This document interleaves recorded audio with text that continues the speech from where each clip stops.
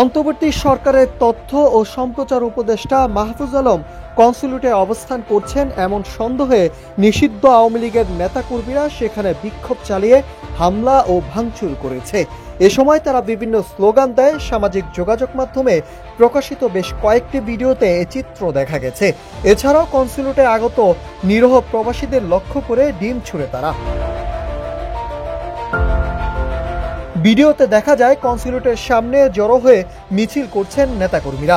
এ সময় কয়েকজন নেতা কনস্যুলেটের দরজা ধাক্কাধাক্কি করেন। পরিস্থিতি উত্তপ্ত হলে নিউ ইয়র্ক পুলিশ এসে দ্রুত ব্যবস্থা গ্রহণ করে এবং পরিস্থিতি নিয়ন্ত্রণে আনে। এদিকে ঘটনায় তীব্র নিন্দা জানিয়েছেন মেক্সিকোতে নিযুক্ত বাংলাদেশের রাষ্ট্রদূত মুশফিকুল ফজল আনসারি। তদন্ত করে আইনানুগ ব্যবস্থা গ্রহণ করা জরুরি বলে মনে করেন তিনি। 25 আগস্ট সামাজিক যোগাযোগ মাধ্যমে দেওয়া এক পোস্টে তিনি বলেন, নিউ ইয়র্কে অবস্থিত বাংলাদেশ কনস্যুলেটে আওয়ামী লীগ সমর্থিত কতিপয় দুষ্কৃতকারীরা হামলা ও ভাঙচুরের ঘটনা ঘটিয়েছে। অবিলম্বে এদের বিরুদ্ধে আইনানুগ ব্যবস্থা গ্রহণ জরুরি।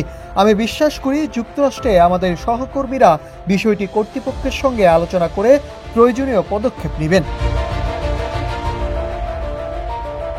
যুক্তরাষ্ট্র প্রশাসনের প্রতি আহ্বান জানিয়ে তিনি বলেন, বিদেশে অবস্থিত সকল বাংলাদেশি মিশন ও দূতাবাস কর্মীদের নিরাপত্তা নিশ্চিত করা দেশের দায়িত্ব।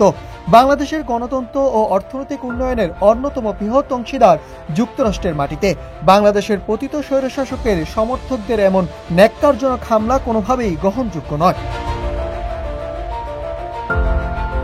তিনি আরো বলেন, জেনেভা কনভেনশন অনুযায়ী স্বাগতিক দেশকে ওই দেশে অবস্থিত সকল মিশনের নিরাপত্তা নিশ্চিত করতে হয়। তাই নিউ ইয়র্কের ওই দূতাবাসের নিরাপত্তা নিশ্চিতের দায়িত্ব যুক্তরাষ্ট্র সরকারের।